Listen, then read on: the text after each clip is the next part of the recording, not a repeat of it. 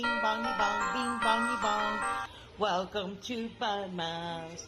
This is Joe, the bearded historian. He'll tell you an interesting history. Be careful of his soldiers, they can be brats. This is Angel, she's an entity. She'll cause chaos and plant her hands at you. This is Sue, she likes spirits, not the alcohol. She's the reason this channel exists. This is David, he likes fire trucks. He's here occasionally. Bing bongy bong, bing bongy bong, bing bongy bong. We preserve his story. It is Wednesday. That means Wayback Wednesday. This one is military related. So hopefully you'll enjoy that. Are you ready? Here we go. Shout out time. Here's a shout out just for you. You support me, so I support you. This shout out is for our friends. Let's see who it is today. We got a reindeer race. All kinds of colorful reindeer here.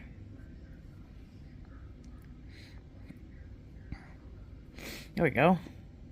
Lacey Shoal, there's Susan, there's Notch Daily, there's Kip Digging, there's Cruise Nuts, there's Onya, there's 755, there's Carnival, there's Debbie, there's Carsno, there's I always say Carnival. Let's see, there's Rye, there's Alice, there's Catching, there's Debbie, there's Antoinette, there's Para, there's Carol and Blended, and Rowdy and Josie and Distracted. We've got Teza and Sylvia. And there's Faces. Let's see, who else have we got?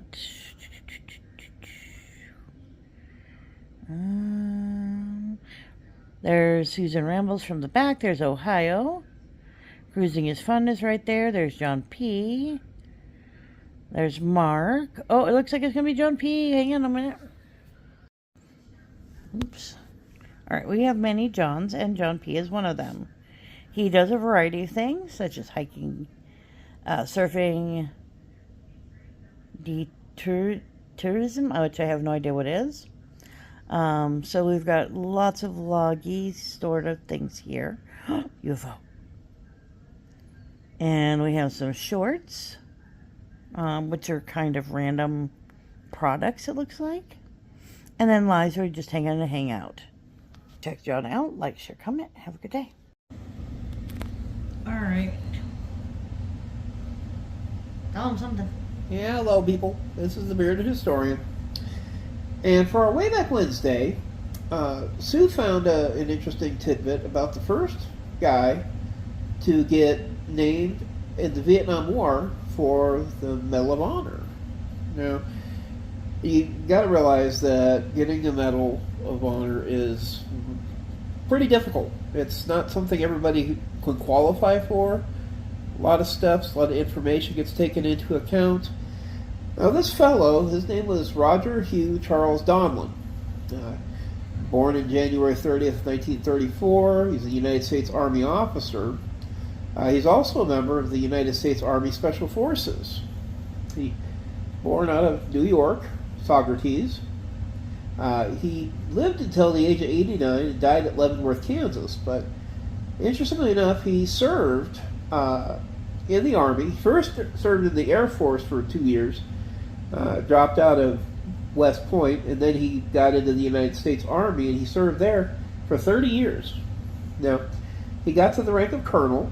He is in the 7th Special Forces Group, and he would pick up the Medal of Honor, Legion of Merit, a Bronze Star Medal, and a Purple Heart. So he had a pretty good reputation. Now, for the starting points, you know, he was the 8th child of 10 in the household. That's a busy household. Right? Bumping into each other. He would attend the New York State College of Forestry at Syracuse for a year. And then, of course, like I mentioned, went to West Point with the Air Force, but then resigned for personal reasons. Now, he would re-enlist, this time in the Army in 1958, went to officer candidate school, and served as a general's aide. In 1963, he joined the Special Forces. He earned a bachelor degree from the University of Nebraska, Omaha. so local. 1967. Well, in 1964, Donlon's team was sent to Vietnam, where they established an outpost at Nam Dong, about 15 miles away from the border with Laos.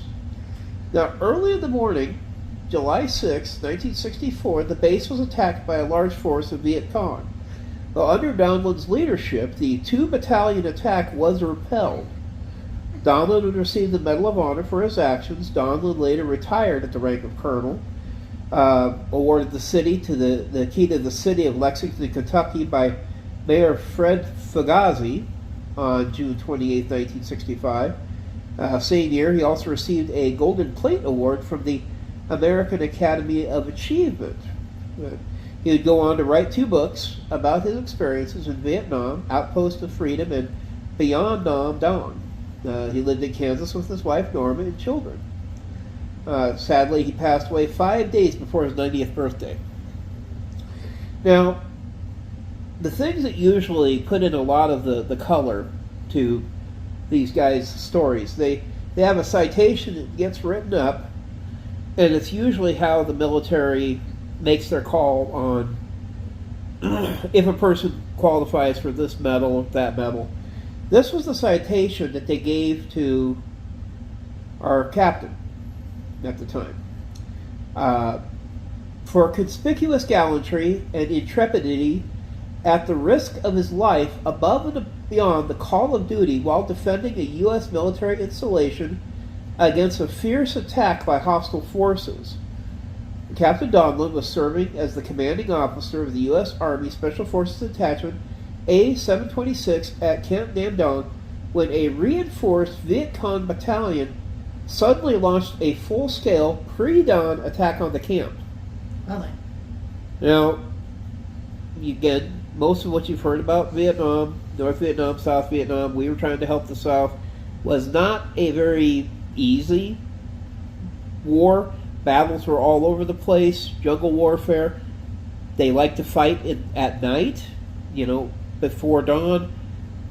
Very, very, very tricky combat. Guerrilla tactics, not fun. Now, during this violent battle that ensued, lasting 5 hours, resulted in heavy casualties on both sides, Captain Donlon directed the defensive operations in the midst of an enemy barrage of mortar shells, falling grenades, and extremely heavy gunfire. So you've got big things that fall and blow up, smaller things that are thrown and blow up, and bullets. It's not getting any better.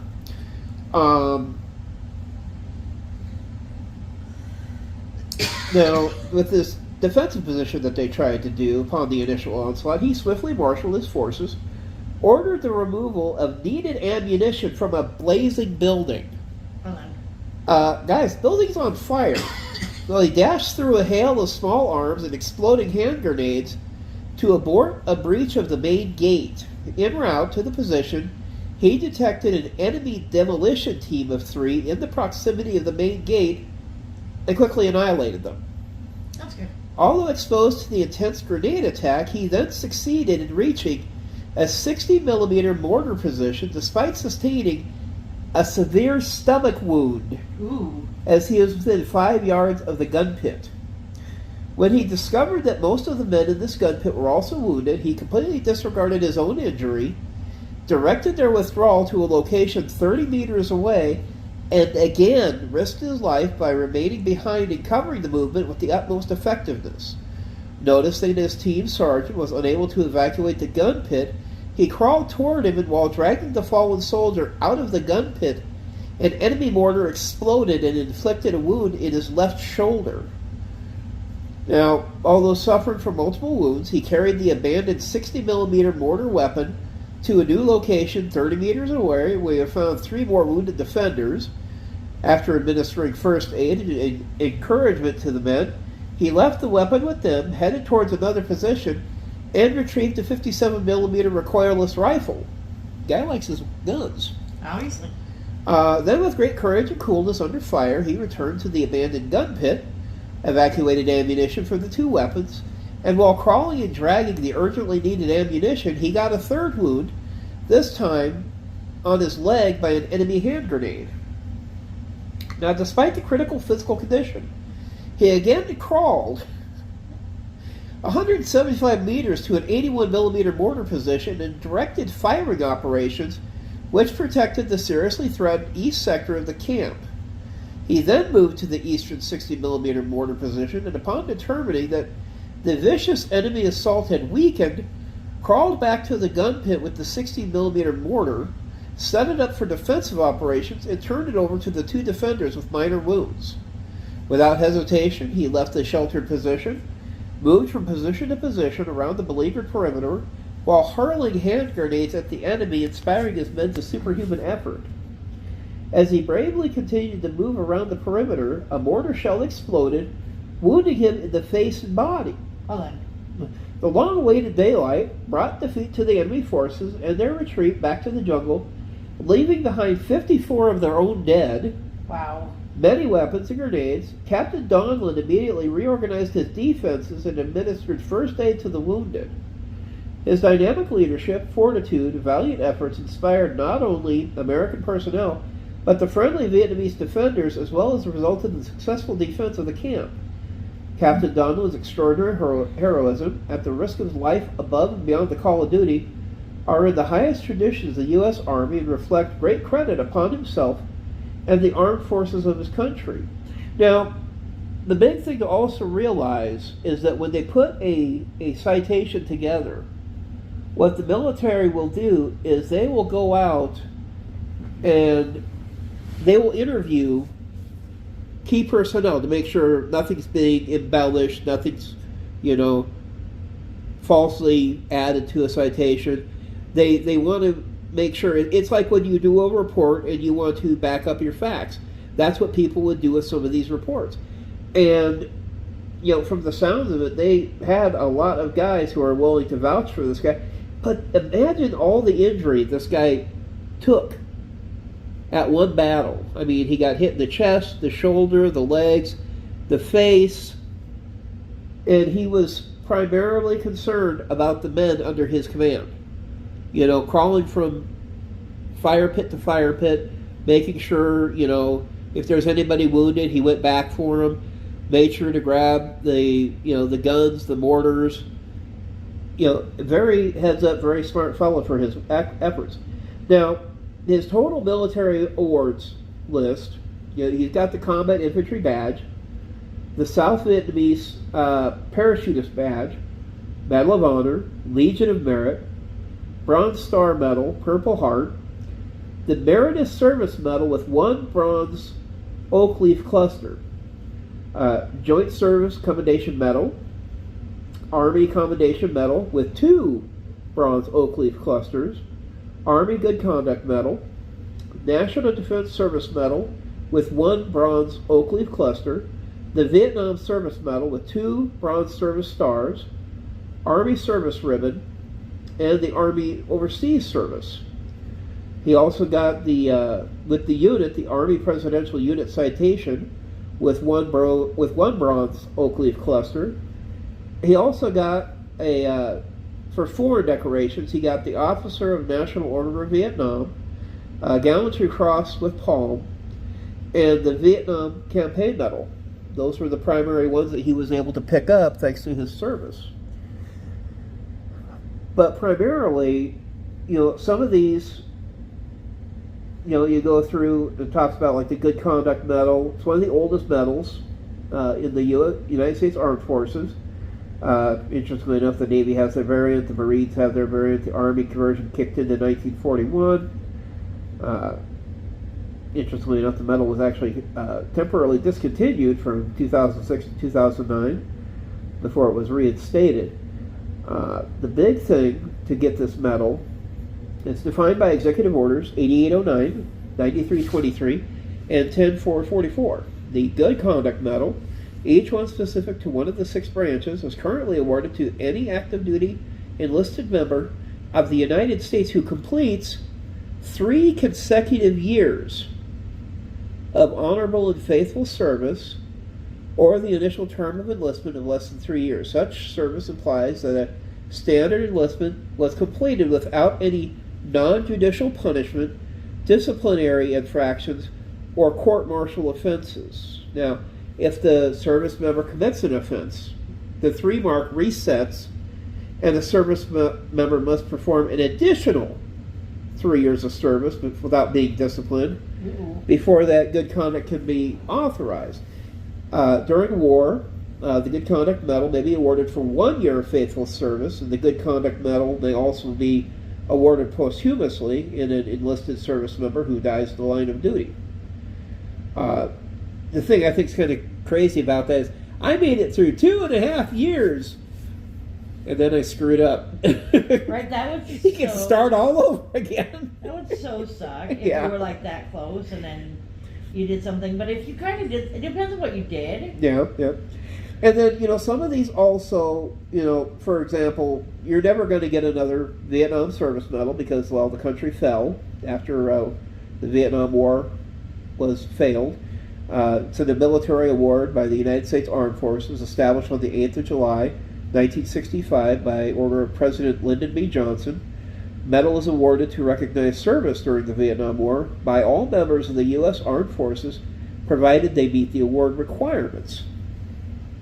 Now, the award criteria is awarded to all members of the U.S. Armed Forces who served in Vietnam, contiguous waters or airspace, after the 3rd of July, 65, through the 28th of March, 1973. Now, members of the U.S. Armed Forces in Thailand, Laos, Cambodia, or the airspace thereover during the same period, and served in direct support of operations in Vietnam are also eligible for the award. So kind of Southeast Asia type feel. You have to be in this area. Yeah. Individuals must meet one of the following requirements: be attached to or regularly serve for 1 or more days within organizing or participating in or directly supporting military operations, be attached to or regularly serve for 1 or more days aboard a U.S. naval vessel directly supporting military operations, actually participating as a crew member How dare you? in 1 or more aerial flights in airspace over Vietnam and contiguous waters directly supporting military operations, serve on temporary duty for 30 consecutive days or 60 non-consecutive days in Vietnam or contiguous waters except for the time limit, may be waived for personnel participating in actual combat operations. I was in a river, and no person will be entitled to more than 1 award of the VSM. Oh, no. So you can't have 14 of them. Damn it. Yep. And again, some of these also: Army Service Ribbon, Army Overseas Service, National Defense Service Medal with the 1 bronze oak leaf clusters. We'll take a peek at that. This was established by Dwight D. Eisenhower when he was president in '53.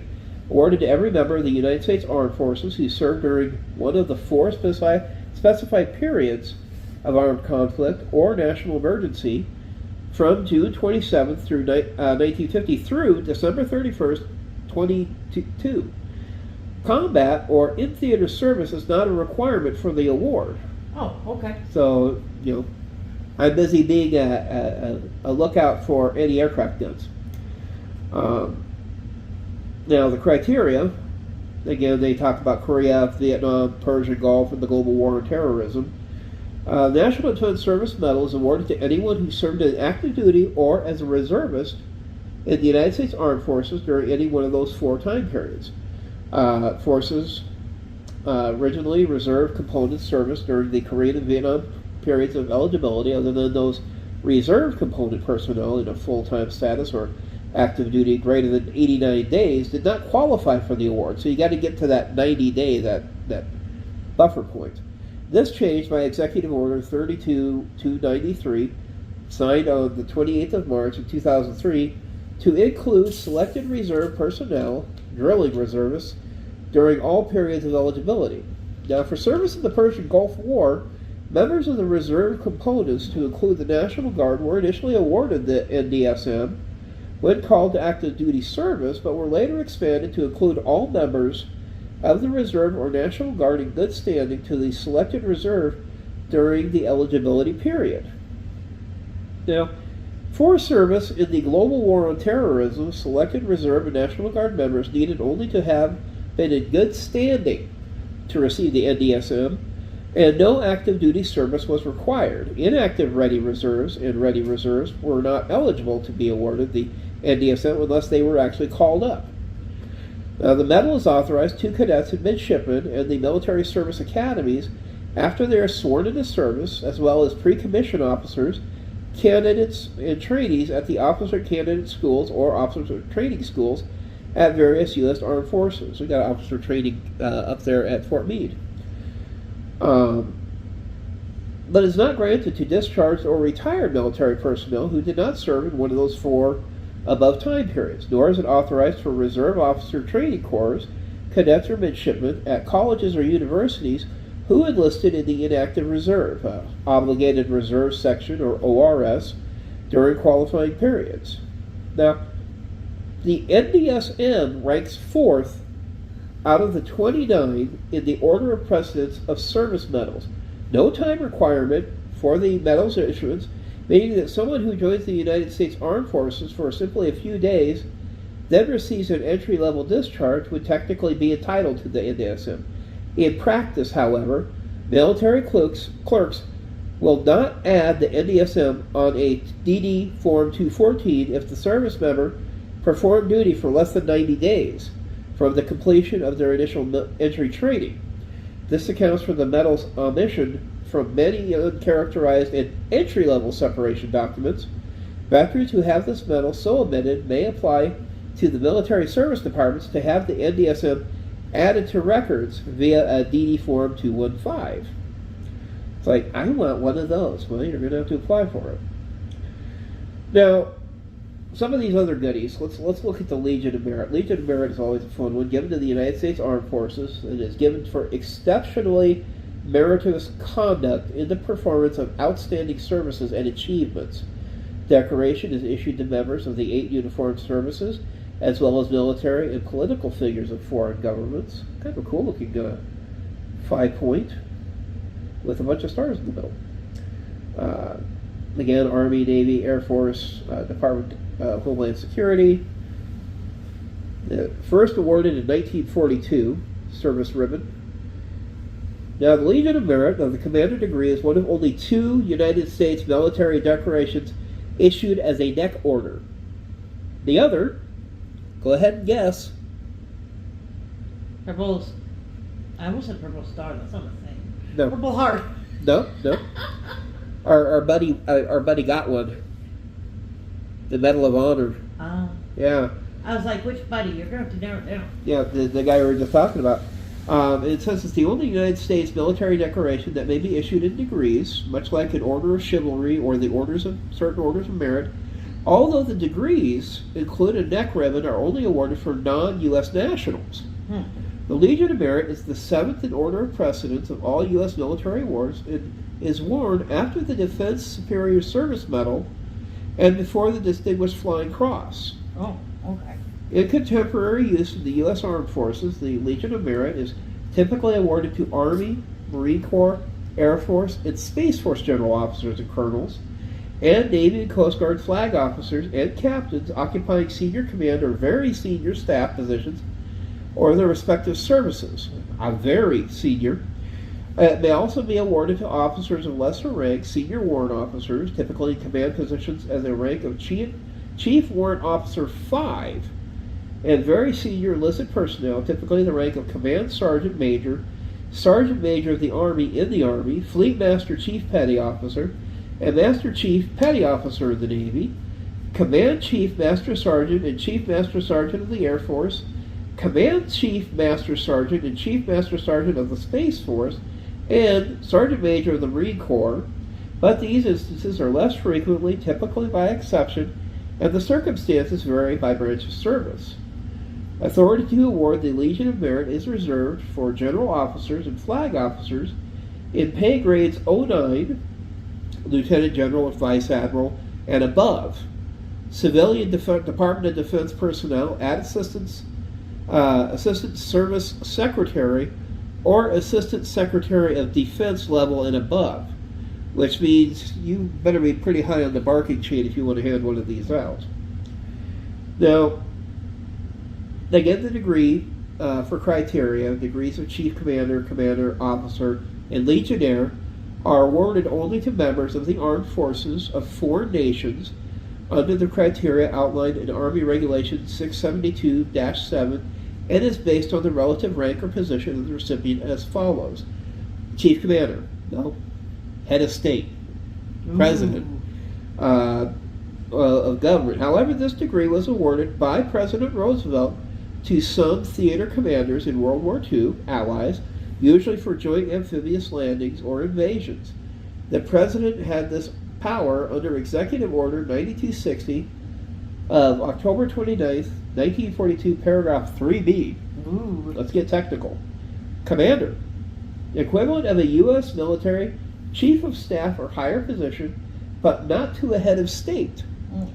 Officers, general or flag officer below the equivalent of U.S. military chief of staff, colonel, equivalent rank, Navy or Coast Guard captain, for the service and assignments equivalent to those normally held by a general or flag officer in the U.S. military service or military attaches, and Legionnaires, any recipients not included above. Now, when the Legion of Merit is awarded to members of the Uniformed Services of the United States, it is awarded without reference to degree. This criteria for exceptionally meritorious conduct and the performance of outstanding services and achievements. That's kind of pretty much what that guy did in Vietnam. Right.